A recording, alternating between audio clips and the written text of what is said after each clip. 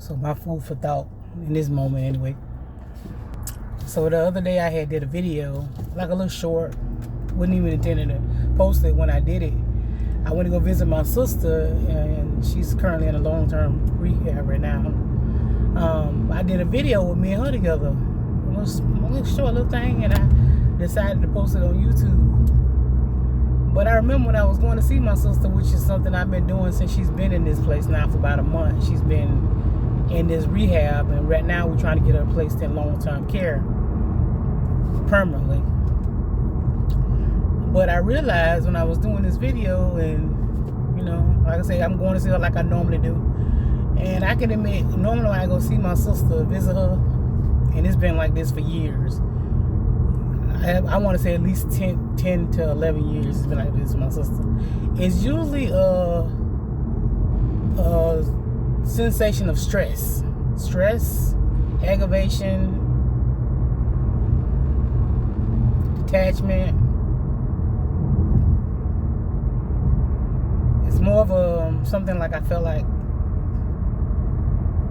a chore, and I know it's one of them things where I'm being honest, and it ain't gonna sound good, and it ain't gonna be the nicest thing, and yeah, people gonna like, Tony, you should be ashamed of yourself, but I'm being honest.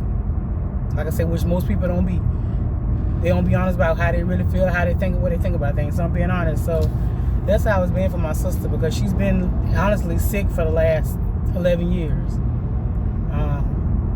And it's a long story behind that, but it's gotten worse over the years to now where she's bedridden at 47. So so usually when I'm going to see her, whether it's at home or anywhere else I go see her, hospital, she's been in a rehab a couple times, it's not been a pleasurable thing. Like, I'm going to see my sister, it's never been that. So when I went to go see her the other day, it's like, say she's been in this rehab for about a month now.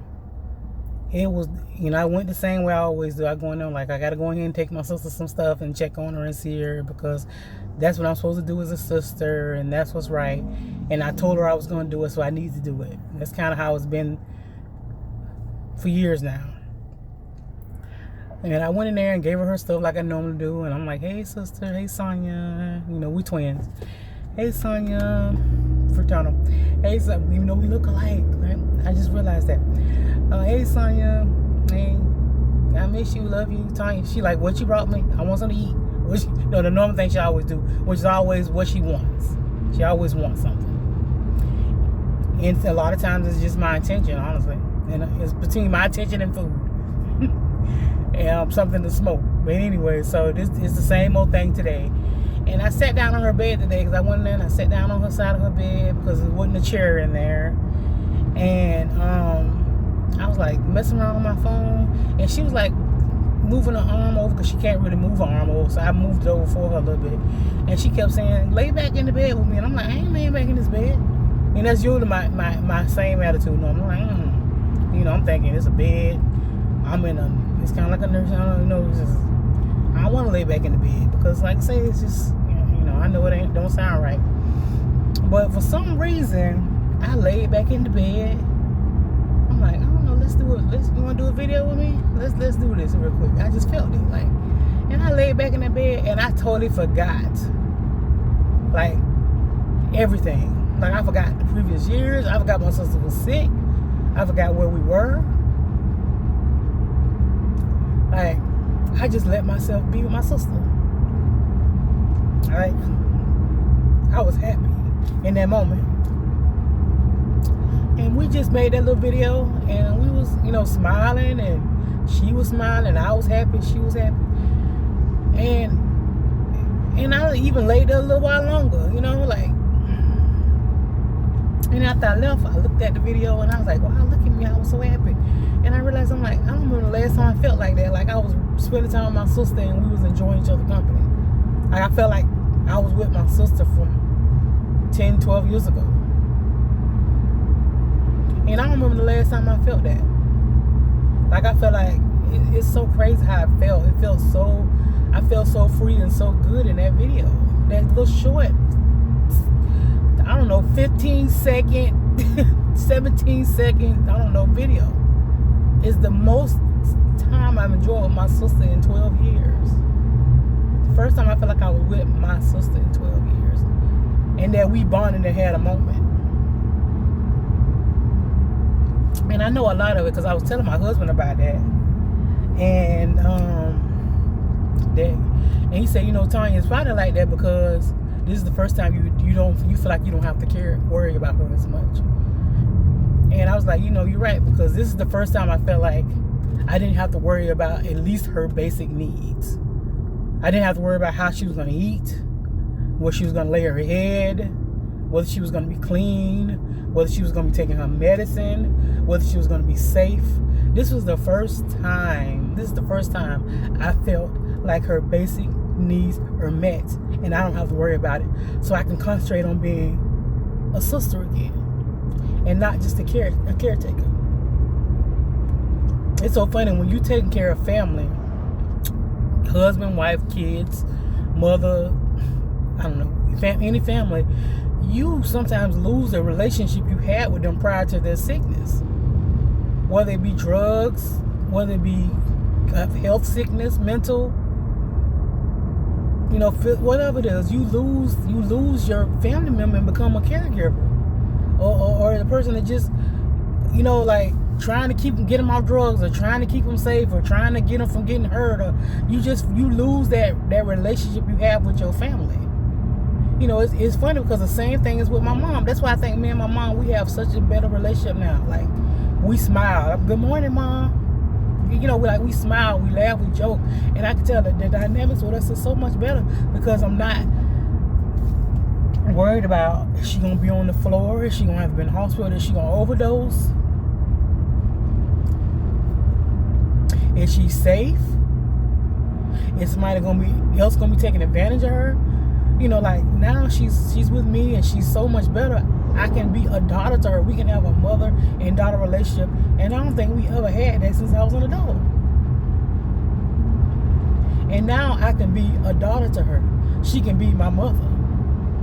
I can be a sister with my sister again. And I just realized that. And it feels so good. Like I say, people just don't know when you become a caregiver, you lose a part of whatever it is you have with that person.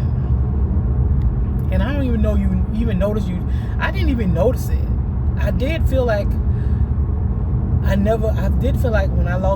my sister, she actually had a stillbirth. And then it was like, that was it. Like, she had postpartum depression, and I guess it went to psychosis, but like, I feel like I lost my sister at the same time. Like, I lost her. So this was 2011, the same year I lost my dad. I lost my dad. She lost her baby a couple months later. She lost herself a couple months later. All in 1 year. And it's like the man in my house that took care of everybody in the family left. Then I became the person that helped make sure everybody in the family was okay. And then it seemed like all hell broke loose when he left. Because, of course, my mama, whatever she did keep together, she couldn't keep together. No more at all. My sister lost her child, the first and only child she ever had. She lost that child. And I can remember the first time my sister called me and told me she was pregnant, because she's just like me. She's been wanting to be a mother her whole life. I've been wanting to be a mother since before I should have been a mother. I remember trying to get pregnant at 16, 17 years old, my first boyfriend. I remember being in the bathroom crying when my pregnancy test came back negative. I've always wanted to be a mother. God never blessed me that way. And the funny thing, people would tell me, that's why God didn't give you kids, because he knew you got to take care of your family. And, you know, another one of that foolishness people tell you. But I always wanted to be a mother. So when my sister called me and told me she was pregnant, I can remember that. That was one of the happiest, besides the day my husband asked me to marry him. The day my sister told me she was pregnant, they might have told me I was pregnant, because that was the happiest day, one of the happiest days of my life. I bawled crying in joy. I was so happy because I knew that's gonna be my baby. Because, you know, my sister ain't always been the most responsible person. So I already knew she was gonna need help with this child. And I was ready to give that help to my niece, Miss Faith. Her name was gonna be Faith. Her name is Faith. But 8 months into her pregnancy, she went to her appointment and baby didn't have a heartbeat. They sent her home, sent her to the hospital, and they told her to go to the hospital the next day. She was in labor for 24 hours. She had the baby naturally, stillbirth, and she never recovered from that. And we didn't even know it because she ended up going home. The dude she was pregnant from, he ended up leaving her and left her for some girl. He wasn't even there for her when she was going through this with the pregnancy. And honestly, I wasn't there like I should have been. I just figured she was okay. Like, I talked to her, stuff like that. But I wasn't there for her. None of us was. So we kind of, like, when all this came out, when she was, like, kind of, I mean, we thought she was fine. Like, she kind of like me, made it seem like everything was okay, like she was fine. But she really wasn't. She was over there having a hard time, dealing with losing her boyfriend, dealing with the loss of her child, dealing with the loss of my dad, all by herself. And with somebody already who has issues, because she already had some issues growing up, she didn't handle it well. And she lost herself in the midst of that.